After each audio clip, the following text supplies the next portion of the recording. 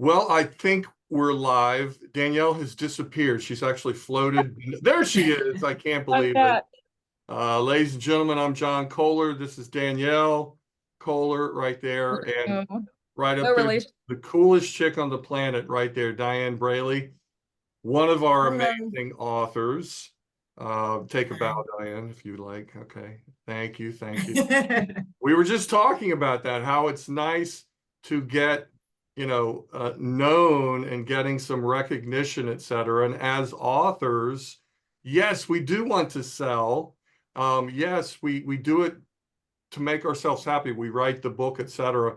But we want the accolades. We want to get noticed. We want to get sales. We want to get in the paper, right? I mean, all of those things. But how do we do it? Marketing. Ooh, it's that area that authors really don't want to get involved with if they can avoid it, but they have to. So we're going to talk about it today. Dianne has done extremely well with her book, and we're so happy that she's willing to come here and do this with us. This is our third webinar. Okay, Danielle and I started what, 3 months ago, Danielle? Yep.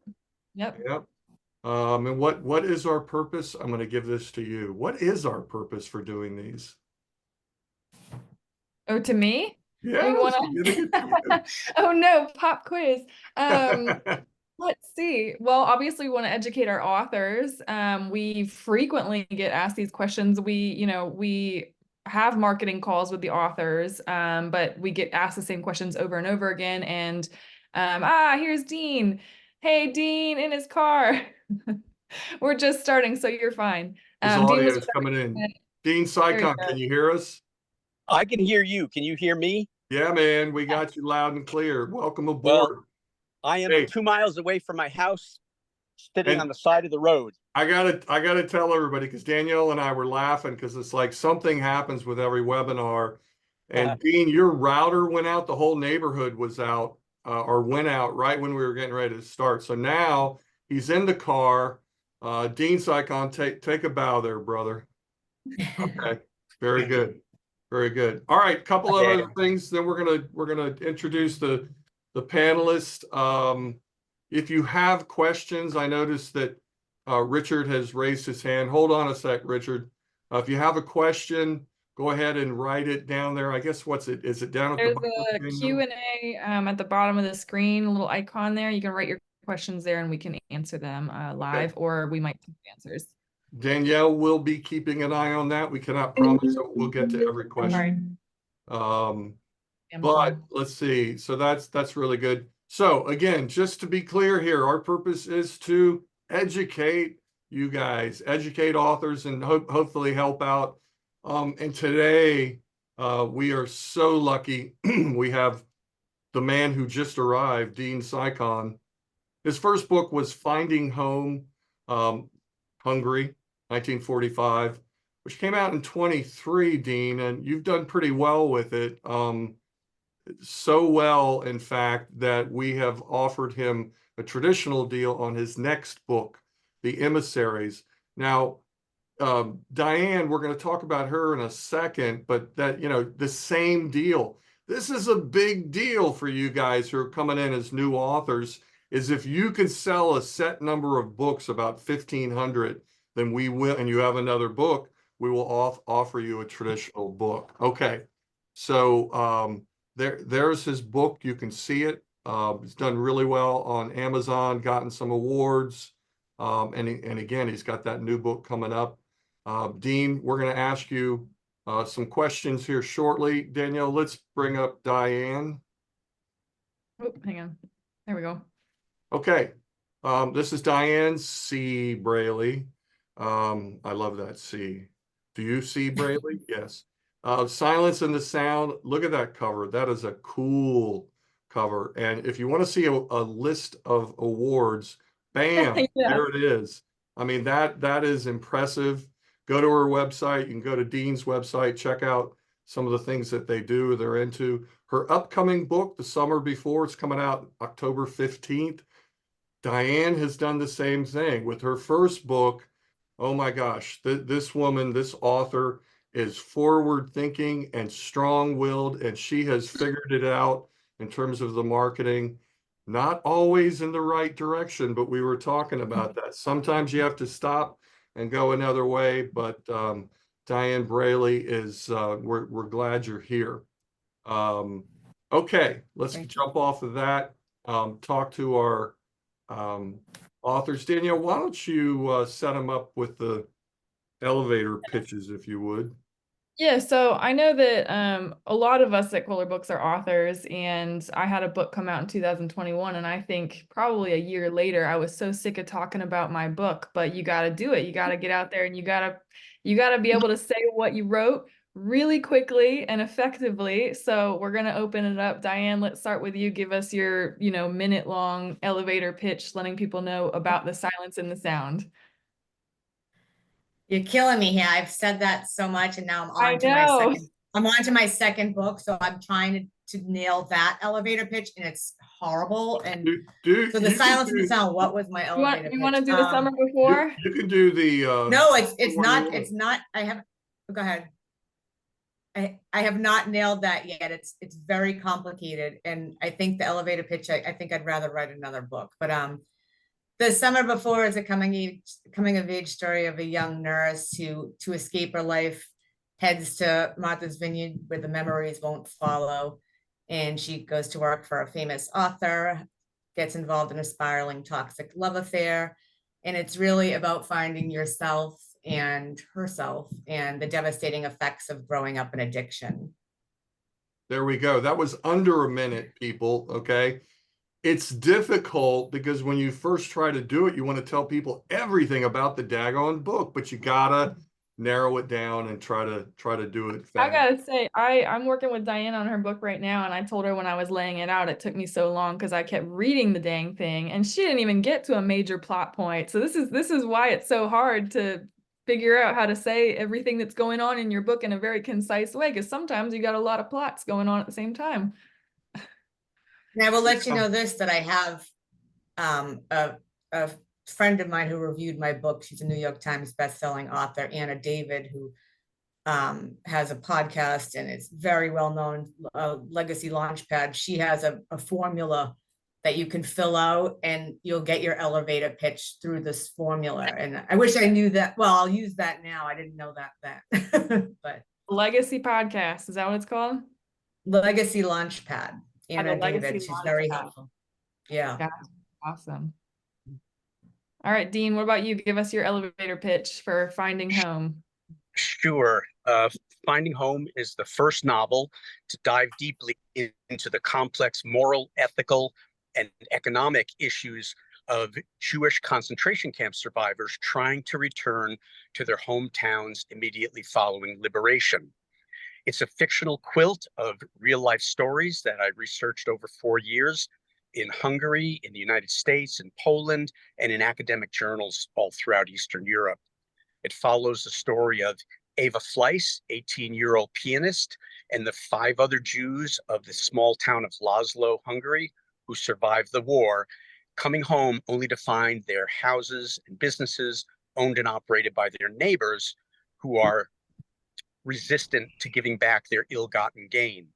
It's also the first book to dive into the reasoning and the characters of the townspeople instead of making them cartoon characters, because I want to understand why people behave the way they do and why resurgence of anti-Semitism and othering seems to always be around. What's at the root of that? And that's what this book is about.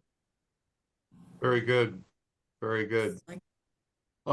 It's, for all you authors out there or wannabe authors or writers or whatever, I agree with Danielle, and you just heard it from 2 experienced authors here. You'll get there, but you got to start somewhere. Practice it on your family, on friends, etc. And the more you do it, the more it'll become, you're just telling someone the story. It's just here's what the book is about. Boom. And the reason, by the way, it's called an elevator pitch, because you're pretending that you get in the elevator, you're going up 10 floors with a producer, or some big shot movie maker or something. So you don't have much time. Okay, Danielle, let's start getting getting to the questions here, eh? Sure. Well, this is, I'm excited to say, our first webinar with two fiction novelists. We started with military authors and then we went to business authors. So obviously marketing for fiction is widely different than those genres, where in the case of, military, they kind of had built-in audiences because of who they'd worked with. With fiction, you've got to find your readers. So how were you able to find people that would like this genre and your writing? Diane, I think she's asking you first. Okay. To tie in quickly the elevator pitch to that, and Danielle, like you said, I had, you have a lot of books like fiction. I had a bunch of plots that I thought I had what I thought my book was about, and there's a love story, and there's a celebrity author, and there's addiction, and there's all this family dynamics. And a reader actually said to me, your book is just amazing. It's about the devastating effects of growing up in addiction. And I was like, oh my God, that really is what my book's about. So it was a reader. But oh my God, now I forget your question. I'm sorry. How do you find your audience? Oh, I'm sorry. So yeah, so I found my audience when the reader had said that. So I said, wow, I've been trying to kind of, because my book is sort of based on a lot of my life, and I've been trying to kind of run from this, and I thought this was the nail in the coffin, and now I'm having to embrace it. So, and it's actually been really quite beautiful, because growing up in addiction and now this book has given me such a platform, and I really leaned into it, and I've been featured in Recovery Today. I've given talks at all kinds of, rehabilitation centers and women's groups about addiction, and all, people who want me to speak about addiction, and children. I've given talks to adult children who've grown up in addiction. And so I've really kind of paralleled this to that, and thank you to a reader who brought that to my attention. Otherwise I'd probably be floating. And if I may jump in before you, Dean, that is a very common thing, and it's something that we talk about with authors, meaning you don't want to just come in with one audience idea in mind, because it could be in that case, okay, family members are going to buy it, people dealing with addiction, women, it can be a broad kind of audience that comes to bear. Dean, what do you think about the whole audience thing? Well, I thought it would be pretty straightforward for my book, because it's a historical fiction based on a very specific era, a very specific population. So I thought, okay, this is going to be a piece of cake, this marketing piece, because it's about Jewish history. So I've got all the Jewish readers, of which there are millions, and then also it's post World War II, but of interest to World War II fiction readers, of which there are hundreds of thousands. So this isn't the time. I'm sure a little later on we'll talk about the strategies to get to them, but I identified those as my two biggest groups of interest. And I also said women readers, because my protagonist is a young woman musician, and in fact the overwhelming majority of my readers are women, so that was right. But the strategies to get to them is a whole different kettle of fish. Speaking of that, Dean, we just got a question in from Susan Kellum. She said, Finding Home was the book I read when I was deciding whether to join Kohler Books. Much of the book stunned me. It was great. How have you penetrated Jewish groups to reach that audience? Tenacious research and marketing. I identified all the Jewish groups that were involved in literature. I looked at all their websites. I found out what they were doing. The Jewish Book Council is kind of the head of the pyramid, and they invite authors to participate in their author network. And if you're invited, then you can pitch to hundreds and hundreds of synagogues and book clubs around the country. And if they're interested, you'll get invited. One of the places I got invited was Virginia Beach, right where Kohler is. So I was able to go down and have dinner with John right the night before my big talk. We had shrimp. The shrimp. And the talk turned into, interestingly, my book getting invited into the Holocaust education program of the high schools in Northern Virginia, which resulted in about 60 books going out to high schools. So to me, the mission was part of why I wrote this. As Dianne is talking about, it's not just about the book, it is about the mission behind it. And so I'm more than happy offline to talk to you specifically about marketing to the Jewish audience.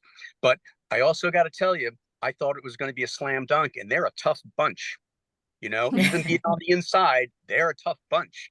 So I pivoted in my marketing after not getting as much response as I thought I would, and I widened my lens to other places, which again, I guess we'll talk about over the course of this hour. But that's a cultural audience, and I think it's legitimate to bring it up because I mean we've had we've had one business guy who had a business book, and he's Mormon, and he specifically was going to offer it to a lot of his friends who are Mormon, and then there's Catholics and Jewish and all kinds of different groups, and you certainly start there because you want to work in the area or arena that but yeah, take it elsewhere also. I mean, a business book is business is a culture, right? So when you've written a business book, you are identifying a business audience. I wrote a book about Jewish history. Primarily, I'm identifying a Jewish audience. It's really no different, right? Well, I mean, I think the interesting thing in your case, Dean, is that, and you introduced me to the Tidewater Jewish Federation. So that's an interesting area of when an author, and you all have done it, I've done it, Danielle's done it, is it's not just kind of marketing to the readers, and that's just sell, sell, sell. The other side of it is kind of offering yourself as a servant to these various groups. And that's what you did with JWF. Okay. That's what any author can do, and just say, I've got a book. It may be of value to you. I like what you do in your group. Let me know if I can serve you, with a talk, with coming in different ways. Dianne, did you do much, or have you done much in terms of giving talks? I know you've done podcasts, etc. After I really narrowed down, I had a bit of a different approach. I really thought, I'm just like I'm gonna go national, and I'm just gonna really just hit everybody, and thinking it's just, it's my first book, it's fabulous, and you were right. Sort of narrowed it is, yes, but I started narrowing it down, which really worked for me. My book and that book and my next book is set on Martha's Vineyard, and I sort of write about darker things in life. And someone said, you kind of like maybe you'll evolve into the dark Elin Hildebrand, which I said, oh my God, if I that would be a dream. But I aligned, which I planned on doing this anyways, but when I kind of really narrowed down what my book was really about, the real premise of it, and it took a lot of work actually, but I aligned with a charity, the Robert F. Kennedy Community Alliance organization in Massachusetts, and they have a national reach too, and they have a specific group for children of alcoholics and substance abusers. They have a camp. So John actually donated some money too. Part of the proceeds of my book went to them. We had meetings, and I actually also aligned with Martha's Vineyard. There's a camp, a sailing camp. You go out on one of the beautiful schooners from the Black Dog, and it's really to help kids, kind of younger, adolescents and younger kids, really just navigate life. There's social workers on board and all of this, and we actually raised enough money to get one of the kids up to this prestigious camp, and it's not, it's a very nice camp, and so that helped, and I was featured in their magazine and all of that. So, and people like to buy, instead of just saying, hey, my book's great, buy it. It's like, well, part of the proceeds goes to help kids with addiction through this amazing charity. And, I had to vet them and research them, and we had to have multiple meetings. And I'm doing the same for the next book. I've aligned with Martha's Vineyard. It's on, so Martha's Vineyard Martha's Vineyard Community Services, and they have a huge reach, and the Obamas donate to them, and a lot of the elite in the vineyard and all of that, and they're happy. They have a secondary victim of assault project that aligns right with my book. So I haven't told you about that, John, yet. What are you talking about? Are you suggesting that writing a book can do some good in the world? I mean, Yes, who it knew? can. It's such a crazy idea, right? Or whether it's helping people, you know, who've dealt with addiction and their families, et cetera, or in Dean's case, helping people who are still, their families are still recovering from, you know, World War II and having to learn to live in new ways, et cetera. I think that's one of the coolest things that authors can do, is to write a book or use their book in a way that it can help other people. Danielle, what do you And think? it gives you a platform. It gives you, you know, you're helping, and it also gives you a platform too to speak about this, and you're doing something good.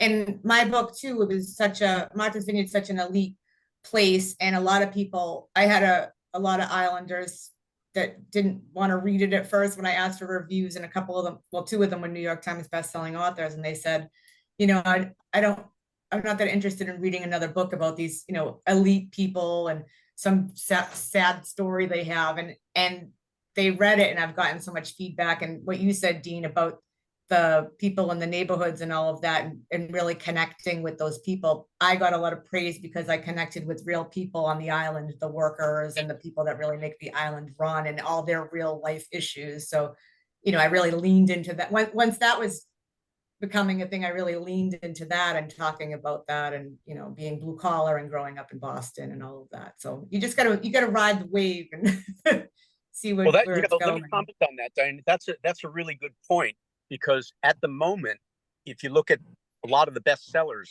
they're about the struggles of working class people and describing the inner turmoil. I know that Dirtbag USA, written by Isaac Fitzgerald right here in Orange, Massachusetts, was a New York Times bestseller. You know, Cave, who wrote Martyr, just is still on the bestseller list. And I read those books, and I'm like, what? Why do people identify with this so much? But that's exactly it. They do identify with it. Not everybody. Yeah. Large part of the population. So now's the time to have books that come out with deep inner commentary. Yeah. Hey, Dean, There's a big audience. I have a question kind of for both of you. And before you got on, Dean, Diane and I we talked about the whole issue, kind of what is it to have a healthy attitude about your book, and you know, how much of it, I mean, we all want to be realists, but if we feel as an author that we have something that's really valuable here, how much should we push out, and how do we develop that confidence as an author? What do you think? You know, that's a rough one, because first and foremost, you got to be writing for yourself. Like when I wrote my first book 15 years ago, Java Trekker, you know, about my coffee adventures and globalization, the way I managed to finish it when I had like 40 rejections already from agents was by saying, you know, I'm actually writing this for my children and my grandchildren, because I have something to say and I want them to know who I was. And that got me over the finish line. And with Finding Home, I had periods of months and months and months where the subject matter was so hard for me that I had to stop. I was having bad dreams. I was having bad thoughts about other people. And I was like, I got to get away from this stuff. It's very hard to live with it. And yet it was again, it was a mission. It was so important to get the information out, because I think nobody knows about this stuff, and I want them to know. It's important to know. So that kept me going. Was it cathartic, you know, the process for you? Absolutely. Yeah. Yeah. And of course it's leading into my next book, which is on a similar theme, which I'm working on after The Emissaries. But the point is, it is difficult, because you're throwing it out there. Like Diana said, I wanted it to be national, so it should be out there. But you know, there's a lot of books out there and not a lot of reading time, and people kind of like what they like. And it's like slamming up against a wall, and then you got to turn and say, okay, well, how do I get over that wall, or find a smaller wall? And that goes back to the marketing and to finding different avenues to approach either the same potential customer base or new customer base. So the short end of that is the reason I've been able to survive a year later and seeing my book sales start to fly up again is because I've changed my strategy on marketing. I'm doing some new things and they're really resulting. And I'm thinking, okay, All right. this is what it's looked like for my next one. Hold up. You can't just tease us that way. Yeah, everybody's You gonna have say, to- what are they? You have to I'll tell have us, you man. there, but it's like buying your book, right? You give them the teaser and then they ask the I question. know, but what you're saying, I mean, I jive with it because it's like sometimes we go over this way and it ain't working. So what was it that you found that made the big difference, or what did you do to make the big difference? So what I found is the truth of my first conversation with John Kohler, which when I heard it the first time, I said, nonsense. I know what I'm doing. He doesn't know what I'm doing. And what he said to me was, well, don't bother about bookstores because 98% of your sales are going to be on Amazon. And I'm like, oh, no, they're not. I'm going to market over here, market over there, market over there. And, all the effort I put into marketing was great, but it really sold, hundreds of books, not thousands of books. So then a couple of months ago, I was having a conversation with Greg Fields of Kohler about looking at Amazon marketing, but it kind of scared me because I'm not really that good at that sort of thing.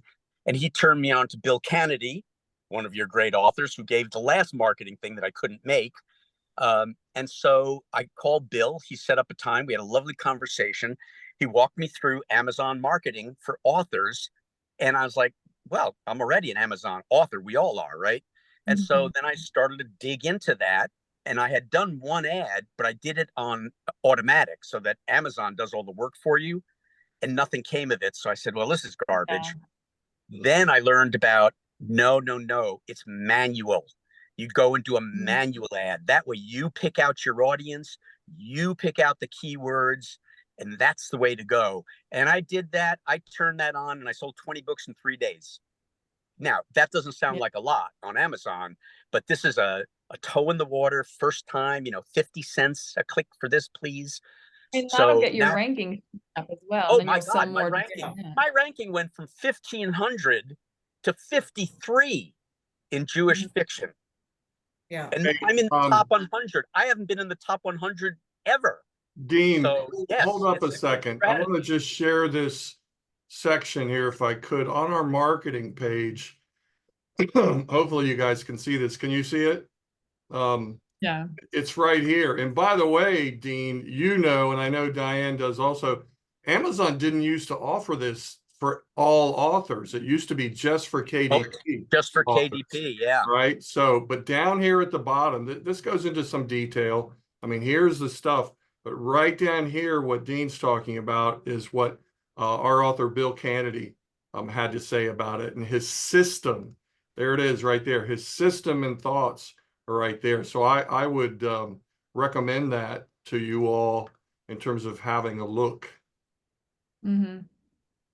Yeah, and about the bookstores, I want to make this comment because this is important. I thought because of my name, because I've got 35 plus years in social justice and social entrepreneurship, I'm a very well-known guy in New England, especially. So I thought, okay, the bookstores will open up to me because I'm dean of Dean's Beans, right? They didn't. and I found out snobby. Oh, well, yes, yeah. And then Barnes and Noble, I thought, well, I got a local Barnes and Noble here. We got a dozen of them around here. I went into Barnes and Noble and they said, whoa, you're kind of out of luck because last month, this is, 8 months ago, last month, we got a word from headquarters that we're not going to be carrying a lot of independent presses. And I was like, what? And they said, sorry. And I was like, well, that takes care of 1/3 of my marketing program. So the independent bookstores were really struggling too because return policies and things like that. And I realized, I've got a lot of friends who own bookstores and they were more than happy to carry me.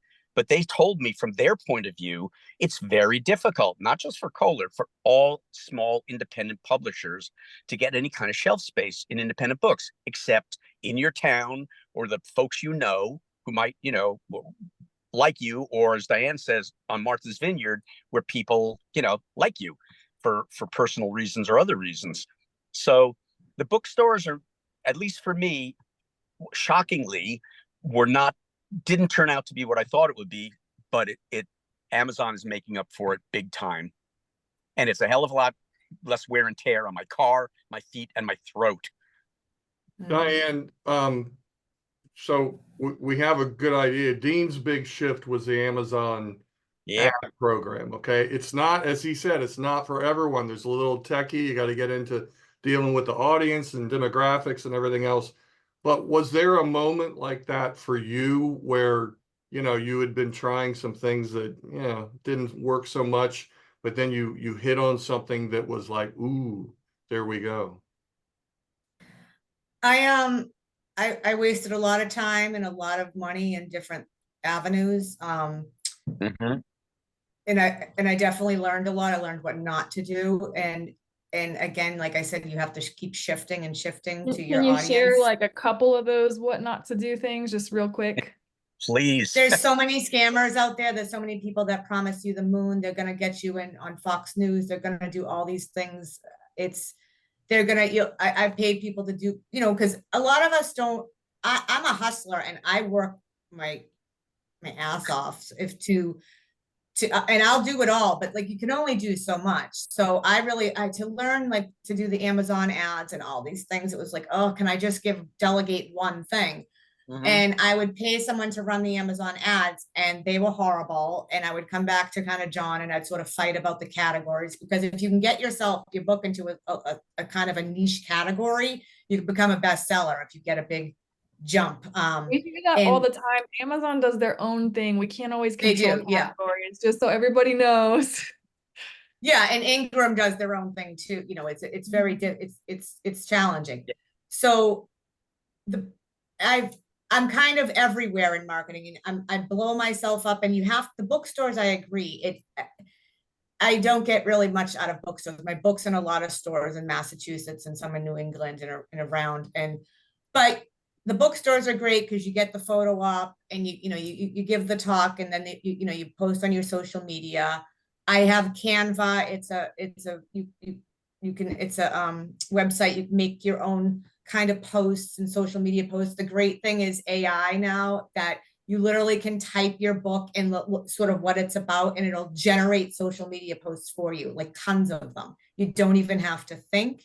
You can schedule out your posts.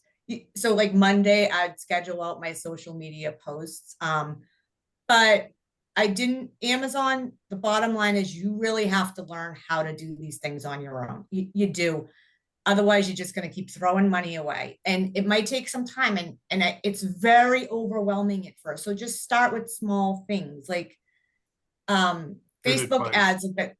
Facebook ads were really easier for me. Facebook has been very good to me. And I hate to give this secret away, but the Facebook community pages and groups, Facebook groups that kind of are geared to what you're writing about, if you kind of infiltrate them and kind of interact, and that's really how you get sales too, not just blasting posts and spamming people. You need to sort of interact, and it's such a pain, and it doesn't have to be huge. Just set up your little schedule. Mondays I put out posts and schedule them out. Tuesdays I'll interact with some people, and you'll get people to buy your book. I promise Dianne, you. that is fabulous advice, and it's so. In other words, what we're talking about is building relationships with groups of people who may ultimately be interested in your book. You can't just come in and hammer away. You have to prove yourself as someone truly interested in the things that are within the group. Okay, so I love it. Keep going. So like I'm a nurse, and I have a lot of nursing specialties. So I could get into I'm in all these kind of Facebook groups with that. So I would sort of infiltrate them and interact. Also, my book I have the addiction piece. I do, and I don't want to spam people. Those are private sort of groups, but I'm actually there and interacting and things like that. So I would offer a copy to the group, the person who runs it. And if she wants to talk about it, that would be on her.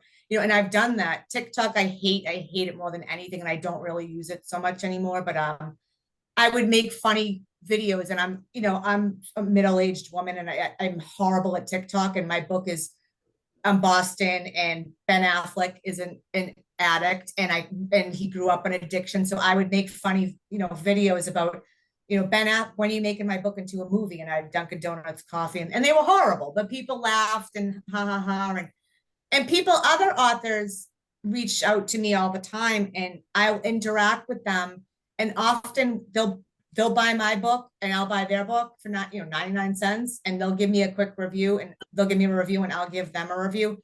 And yes, should you read every book fully cover to cover before you review it? You should. You really don't have to. They really want the review. And I keep a whole list. I have Word documents. I have whole folders of just sort of reviews so I can take the lingo from it. There's also sites called like Pubby. You can join Pubby, and it's like $14 a month, and people will review your book and you review their book, and you can just keep getting, you know, reviews and reviews. And it's, you know, Hey, Diane, one of our Yeah. authors, Madison Brightwell, has gotten like over 150 reviews on Pubby. And I have to join them again. I left. I was burned out. I know, but the thing is, it's not for everyone, because you have to work. You have to go do a review that gets you a credit. They come. But if somebody reviews your book, Pubby puts it on Amazon. So yeah, interesting. Giveaways are like, I spent a ton of money sending my physical copy out to 1 million people, and like, you know, and some of them didn't even, you know, a good chunk of them didn't even review it, which was really disappointing. A lot of bookstagrammers and things like that. I didn't find many sales from them. But a lot of like the Pubby and just interacting with people is where I got the most sales, aligning myself with the charity and the Facebook groups and the Facebook ads and the Amazon ads. And that's really what's helped me a lot. And you got to fake it till you make it. I did write my book for myself. Certainly it almost destroyed me, this book, and it was cathartic, amazing. I mean, it almost killed me though. But as I was saying to John before we got on, I want the recognition. I want the accolades. I worked really hard. I joke around. There's a lot of things in life that, you know, I'd say like maybe I don't deserve it. If someone came in and said, I'll offer you $5 million and I'm making this book into a movie today, I honestly deserve it. I've killed myself. So you do too, and know that, and walk around like you're already a New York Times bestselling author. You are. It's manifest it, just act like it. And a lot of people already, they think authors are millionaires.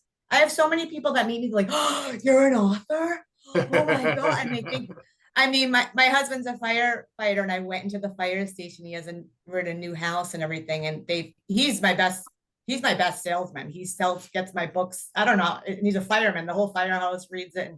And I walked in, and a couple of the girls like, oh my God. I'm like, they think you're a real celebrity. And I am a little bit of a local celebrity because I really worked hard, and it's my book. I have a second book, and it's my, a huge part of my life, and I'm talented, and I know it, and you know it too. Just and believe. that is so cool. And I agree with you. That's the way that I've always want to feel about the work that I do. And Dean, you know, to her point, how did that react with your development of your book? I mean, I knowing you a little bit, I mean, I don't think you did this necessarily just to, you know, get invited to the big soirees. You had a real purpose in it. But how have you dealt with, you've gotten some recognition here, no doubt. Well, you know, I got a hell of a lot more recognition over the last 40 years for my other work. You know, I got all sorts of international awards and meeting presidents around the world, you know, so I had a profile. So I'm not fazed by that, and I'm not impressed by it at the same time. It's like I do the work because I love it and I believe in it. And now I'm writing and I love it and I believe in it. To me, it's just Dean. I wasn't Dean of Dean's Beans. I was Dean doing Dean's Beans. Now I'm Dean doing novelist. So, you know, I'm doing the same thing, just through a different venue. But I really want to make a comment about the Amazon author ads, because I want to just share the little trick I've been doing. It's easy and it's really powerful. May I? Yes, course. sir. Okay. So when you go into Amazon ads and you do the manual one, not the automatic one, you get to choose basically anything you want, keywords. And so I tried two things. My first bunch of keywords were just the names of authors who have bestsellers touching on anything in my book. So I got Kristen Hanna in there. You know, I've got just about 8 authors with super best-selling books that touch on the Second World War or the Jewish experience. That was beta A. Beta B was keywords. So Jewish fiction, World War II, Holocaust, that sort of thing. And then after a week, I looked at what was doing better. And hands down, it was the authors. So I thought, that's cool. So every time anybody looks up Kristen Hanna, my little Amazon ad pops up. So I look and I had 100,000 impressions last week. So, you know, so you're piggybacking on someone else's fame, but you're paying for it too. So far, the difference between what I'm spending on the ads and what I'm making selling books on the ads, obviously that money gets shared with Kohler, but I'm still well ahead of the game, which is fine, because to me, it's still advertising money. You got to spend it. So I would advise anybody who wants to toy, even play for $10 a week. You can play on Amazon ads and say, okay, I'm going to do 2 ads this week.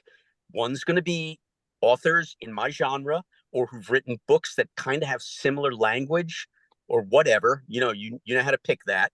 Comparables, basically. And the second is the larger thematic stuff. So it's just, you know, for pennies, you can see who reacts to your book. Yeah. Then you go back in and you tweak it. And that's basically Bill's method. And it's a method that now everybody's trying to sell you. I get emails every week about this stuff. But it's very simple. It's you don't have to be nerdy. Dean, is it, I want to just make sure I have this right, because I think Bill had used this method also. Are you putting multiple ads out there to see which one works? Yep. Yeah. We used to do that at Dean's Beans. We do it all the time on any social media stuff. We'd put out 2 blasts. One would be a mission blast and the other would be a product blast. And we'd see how many of our 80,000 web customers would react to each. And so from that, I learned, wow, there's segmented markets and we can identify them and then stop spending money on things that don't work in the advertising generally doesn't work anyway. But, you know, if you're going to do something targeted like Amazon, or I want to check in, Barnes and Noble's got to have something like that, and IndieBound, they all have to have it. But it's starting with Amazon and applying that same logic, like, okay, segment the markets, you know, just spend $5 a week on each of these ads. That's all. And see what kind of response you get. Mine's been overwhelming in the impressions. That means I'm showing up on a lot of people's screens as they're looking at all these, you know, Georgia Hunter, Kristen Hanna, Jodi Picoult, who also put my book on her Instagram page for a while. So, you know, it's good. It's a good way to do it. I love her. And frankly, I could spend 50 times what I'm spending now on Amazon, and it wouldn't be as much as I spent on one big ad that went for a week. And I know, Diane, you know about, right? All these people come to you to advertise with us, try this. We're a public relations firm. Baloney. Your money's going right out the window. So take a dip in the water with some of these paid ads, because you'll sell a lot more books online than you will in a bookstore. Dean, as much as it's fun to be on a shelf. Would it be accurate to say you both have been through that process of hiring people to do the work for you, which is legitimate, as you know, you're both executives, but that you've come back to the realization that sort of DIY, do it yourself, is the way to go? Is that accurate? 1000%. And I know a lot of people don't want to hear that, and I apologize. But if you're going to be in this for the long game too, you really need to learn this stuff. But it's slow and steady. You don't have to own it. You know, you don't have to know it all. And things change too. Like just Facebook ads too. Like now, like you don't really get any traction unless you put like $300 towards the ad. And TikTok, the algorithm changes constantly. It's a waste of time. Amazon is the best place for ads, and just take your time and learn how to do it. There's even Facebook groups that they'll do webinars to teach you too. And Amazon, you can call them on the phone. They call you, and if you can't understand it on the site, they'll help you through it. So just take the time and really learn it. And it's not fun. And then I think the bookstore and the public speaking and the public speaking is fun, but like even I'll do things at restaurants, and sometimes it's great. Like during the holiday season, I'll say, hey, I'm a local author. Could you just set me up at a table in the corner? And part of my book's proceeds goes to a great cause. And they'll put me at a table in the corner, and I'll do really good sometimes. But again, it's a lot of great photo ops too for your website and in social media. And just those nights you can enjoy. I have a glass of wine, I'm talking to people, whatever. But the hard work is the ads, creating posts. I just have a schedule and and I've been slacking because I have the next book, but don't like beat yourself up. And if you're not techie, like it just takes time, and someone can help you. You can, but you need to learn it, because you can spend so much money. And there's people that will do your social media and you'll pay them, $400, $500 a month, and they just do like 4 posts a week for you. That's not going to do one thing for you. No. My publicist, I paid a publicist, what was it? A publicist or a fortune. And she was great. There's no guarantee. And I did so much more than her. I got on so many blogs, podcasts, because you have to email people, you have to email the newspapers, and you have to circle back, keep a running list of them, and keep bothering them. Just keep hounding them. They'll answer you. Just keep I want to piggyback on that, Diane. You said something really important, like don't be in such a rush, because like what we read about online about authors and writing is, if you don't sell it in the first 3 months, then you're doomed because there's a million books following you. But that's not true online, because if you're taking out ads, you can resuscitate interest in your book anytime you want to, because people are going to see the ads fresh. So maybe even, my book came out a year ago, right? And now I'm having the best sales I've had. Because you can relaunch it. And when you have your second book, it gets more attention. When your contract is up with John, you relaunch it again, and you relaunch it again. I thought the same thing, and that's what they just instill in you. Oh, you have that first week, because you can get bestseller. That you really want to try those things, but you can keep your book sales going for a long time. You really can. Mm-hmm. And like you say, that first book, if it's doing well, helps the second book enormously. Well, that's exactly what I was going to touch on, Dean, is the fact that you both have books that are coming out, traditional books that you've earned, and we'll be able to market both books. Okay. And by the way, in case you didn't know, we're not going to end the term on your first books. Okay. We want them both to live for a full time. So let's do the elevator pitch. You guys are getting in an elevator, and a new author, wannabe author gets, I know, you got to do it. A new author comes on board and they say, tell me the most important thing for me to do with my marketing. What would you tell them? Diane? I would say you're going to have to really realize you're going to have to do a lot yourself. Be aggressive. Don't be afraid. Don't be afraid of failure. Embrace it. You're going to fail. You're going to learn a lot, and you're going to learn what to do, what not to do. And if this is like your career and you want to keep writing, this is just, even if you lose money, you're going to lose time. You're going to lose out, times out with friends and all these things. And it's just a learning curve. Believe in yourself. This is your path. This is your destiny. This is your baby. You created this. So why would you want to hand that over to anyone else anyway? No one's going to do it like you. And I have friends that are authors. They see me everywhere, and I've had multiple people want to hire me to do their marketing. And well, I'd love the extra money, and because I sort of know what I'm doing a little bit, and there's a lot more to learn. No one's going to do it like you're going to do it, because I don't believe in their book like I believe in my book. So you really kind of have to do it yourself. Take your time, be okay with failing. It's just going to make you better. Just lessons learned, keep trying, and reach out to other authors that have and see what's worked and what's not worked. Perfect. Beautiful. Wonderful. And it's going to be recorded, Dianne. People can watch it anytime later. Dean, what about you? What would you tell them? Well, first thing is you just really got to believe in yourself. I don't mean that in a trite way. I mean that deeply. You have to believe that you have something that's worthwhile that you're offering out to the public, and you want to share it. And if it's going to be shared, you're going to have to do the work to share it. So one of the things they don't tell you in publishing, is we all want our books to be a bestseller. Our debut book, we're going to be bestseller. Well, what they don't tell you is that almost every best-selling debut book was preceded by 4 failures. Ask Sadie Smith, right? Sadie Smith had 4 books that didn't go anywhere before she got a publishing contract on her white teeth. I forget what it was. In any event, the point of it is all of these authors, they don't do so well in their first couple of books. But then when they get a book published and sold, it's called their debut. And so, people think, oh my God, how could they wrote this book and it's all first New York Times bestseller? They did that. No, it may be their 5th or 6th book, but it's their debut.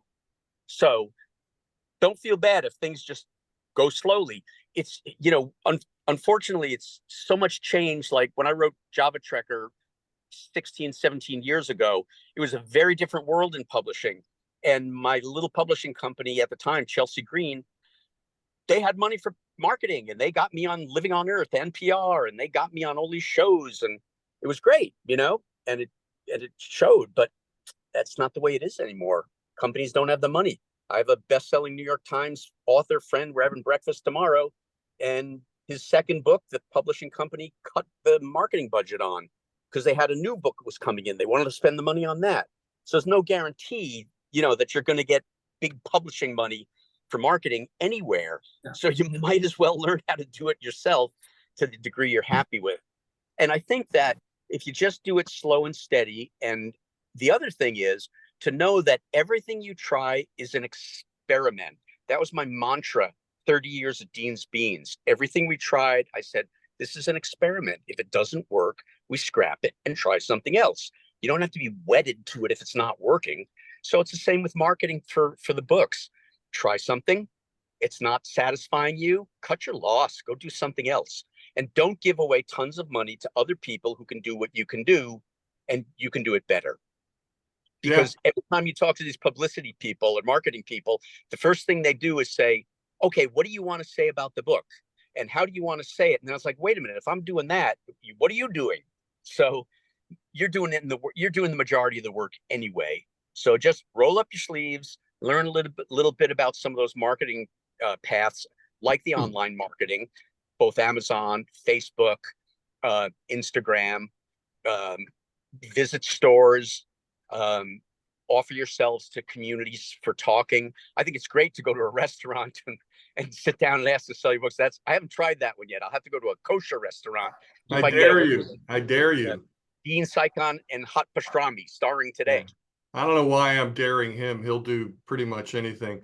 If I were going to put a header now, after listening to both of you, Dianne and Dean, I would call it DIY authors. Okay, DIY marketing. I mean, this is what you both really came down to on it. All right, we need to close up shop here, folks. This webinar will be posted on our website in a little bit on the website. And we have another webinar coming up 4 p.m. on August 8th with Rebecca Bruff and William Hazelgrove, both also novelists. They're both really strong like you guys, and we can't wait for that. Dean, Dianne, thank you so much. We are grateful for your expertise and your love and pouring into a great back and forth. Authors. Yes, it was. It's probably the best yet, quite frankly. Of course. Okay. Obviously, we're the best. Come on. I mean, who could? And you had a lot of inspirational quotes in there. Loved it. Yeah. All right, super. But we're rooting for you folks. We're rooting for you folks who are watching this thing. Get out there and do your thing. Oh my God, I am so rooting for you. And fake it till you make it, baby. Fake it till you make it. And enjoy the trust. My personal trainer always said, trust the process and enjoy the process, but trust the process. It takes time. It just does. And trust it and enjoy yourself. Have a glass of champagne and enjoy it. Toast yourself. And by the way, we're going to be updating our website. We've already written it. We're editing it now. We've got a lot of new stuff, a lot of cool new stuff coming up on our marketing page. So again, thank you very much, everybody, for coming. Diane, Dean, God bless you. And we will see you all later. Good luck and God bless. Bye-bye. All right.